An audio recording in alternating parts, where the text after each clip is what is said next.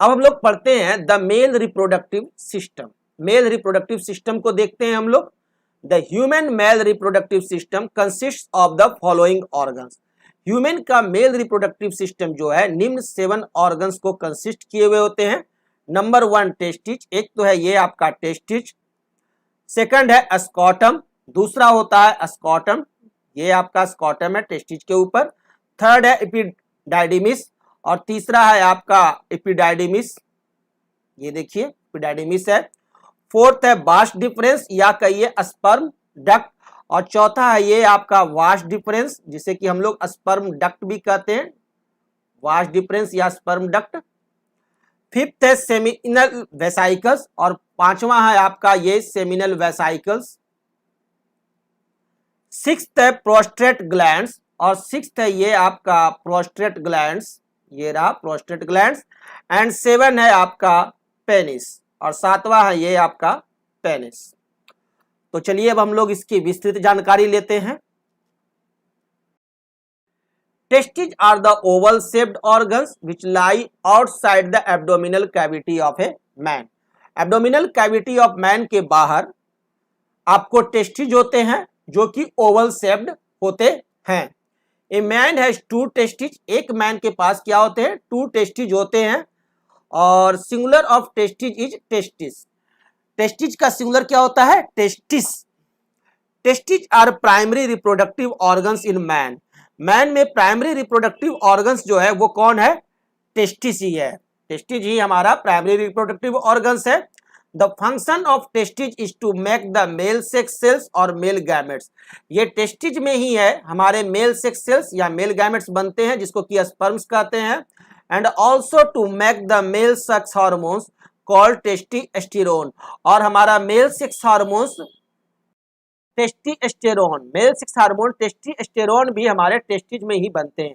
यानी टेस्टिज के द्वारा हमारा स्पर्म डेवलप होता है, स्पर्म बनता है मेल गैमेट, और दूसरा हमारा हार्मोन भी जो है टेस्टोस्टेरोन यह भी हमारा टेस्टिज में बनता है। And the testes of a man make the sex gametes और sperms from puberty onwards throughout his life. और मैन में जो टेस्टिज जो है वह आपको सेक्स गैमेट्स स्पर्म्स जो है वो प्यूबर्टी के बाद पूरी जिंदगी उसके शरीर में बनती है मेल में।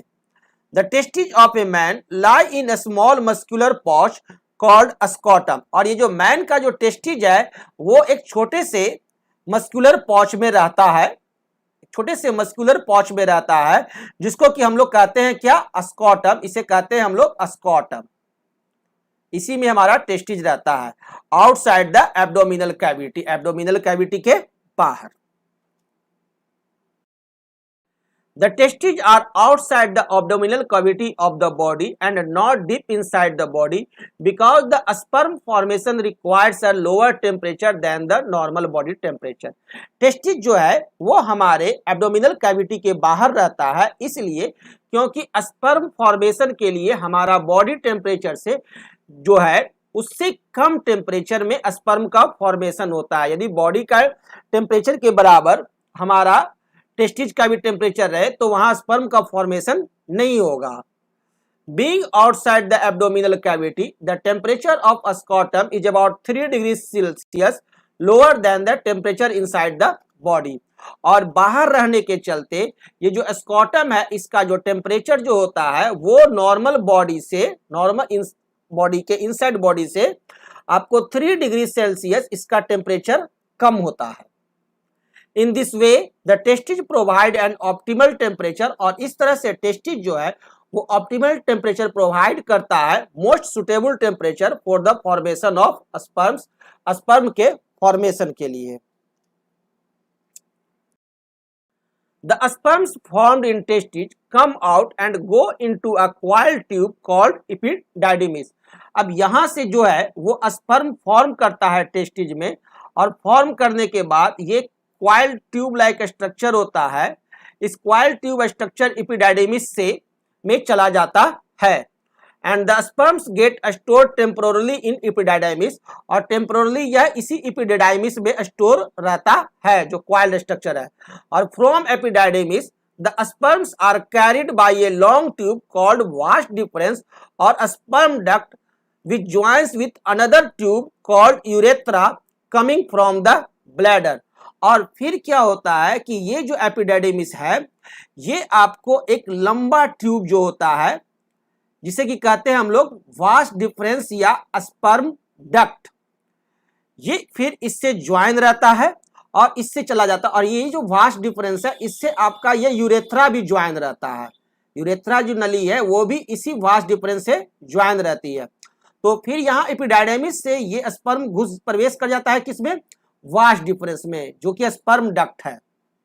Along the path of vas deferens, the glands called seminal vesicles and prostate gland add their secretion to a sperm so that the sperm are now in a liquid. अब जब यह vas deferens से जब यहां चला आता है तो आपका सेमिनल वेसाइकल्स जो होते हैं और जो प्रोस्टेट ग्लैंड होते हैं इन दोनों से भी आपको लिक्विड डेवलप होते सेक्रेट करते हैं एट देयर सेक्रेशन। और ये क्या करते हैं, सेक्रेशन से निकालते हैं। सेमिनल वेसाइकल्स भी सेक्रेट करते हैं एक लिक्विड और प्रोस्टेट ग्लैंड सेक्रेट करते हैं और ये दोनों जाकर के इस स्पर्म में मिल जाते हैं और उस स्पर्म को ये लिक्विड का फॉर्म दे देते हैं। This liquid plus the sperm it contains is called semen. अब यह लिक्विड प्लस स्पर्म जो है, लिक्विड प्लस स्पर्म जो है इसे कहते हैं हम लोग सेमन, जो कि थिक लिक्विड होता है, which is a thick liquid. अब ये जो लिक्विड है ये डेवलप हुआ किसके द्वारा, प्रोस्टेट ग्लैंड के द्वारा और सेमिनल वेसाइकल्स के द्वारा, और ये दोनों डेवलप करके इस यूरेथ्रा में डाल दिए और ये यूरेथ्रा में डाले और यहां से एपिडाइडाइमिस से आगे बढ़ा हमारा स्पर्म वास डिफरेंस में और ये यूरेथ्रा में जो लिक्विड मौजूद था ये दोनों जाकर के मिक्स कर गया। The secretion of seminal vesicles and prostate gland provide nutrition to the sperms and also make their further transport easier.